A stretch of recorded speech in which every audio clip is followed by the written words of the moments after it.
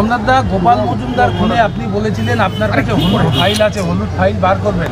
আজকে কি হলুদ ফাইল খুললেন? আজকে হলুদ ফাইলের একটা পাতা খুললাম, যে গোপাল মজুমদারের যে ভোলা, সেই ভোলা ওখান থেকে এসে মজদুর ভবনে এসেছিল এবং মজদুর ভবন থেকে ইছাপুর স্টেশন গেছিল, যেখান থেকে সে আর নেশার ধরা পড়ে। তাহলে গোপাল মজুমদারের খুন কেন হলো এটার জবাব আমি প্রশাসনের কাছে যাইব।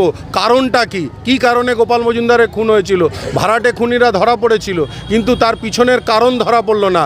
কারণ দরকার, যে কার মোটিভ, কেন খুন করাচ্ছে, আর সেটা মজদুর ভবনে কেন সেই ভোলা আসলো খুনের পরে, এটারও তদন্ত করার দরকার আছে।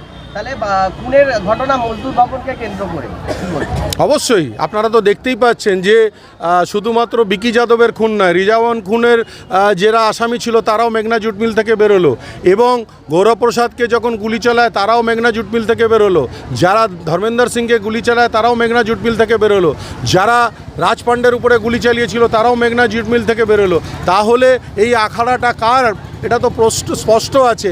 এবং বিকি যাদবের খুনে ওনার ভাইপো, যিনি 24 ঘন্টা ওনার সাথে থাকতো, এবং এই পাপ্পু বলেছে আমি 1 ইঞ্চি কাকা ছাড়া আমি কোনো কাজ করি না, তাহলে এই কাকা তো সেই সাংসদ অর্জুন সিং, এটা তো প্রমাণিত। তাহলে নিশ্চয়ই গোপাল মজুমদারের খুনেও কোথাও না কোথাও কাকা জড়িত আছে, এটা প্রকাশ্যে বললাম আজকে। আর একটা জিনিস আপনি বললেন যে একই বাড়িতে একই ডাইনিংয়ে বসে বিজেপি তৃণমূল একসঙ্গে ডিনার করছে, কাকে উদ্দেশ্য করলেন? বাবা ছেলেকে। কে সেই বাবা ছেলে? কি বাবা হলো অর্জুন আর ছেলে হলো পবন। এটা তো উদ্দেশ্য নয়, এটা তো স্পষ্ট বাক্য, এটা তো কোনো লোকানোর ব্যাপার নেই, এটা তো সবাই জানে।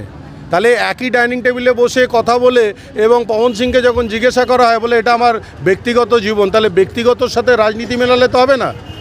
দাদা, দল এগুলো ব্যবস্থা নিচ্ছে না কেন? আপনারা দলের যা ব্যবস্থা নেওয়ার দল নিচ্ছে এবং নিয়েওছে, আপনারা আগামী দিন সেই ব্যবস্থাপনাটা ঠিক দেখতে পাবেন এবং বুঝতেও পারবেন।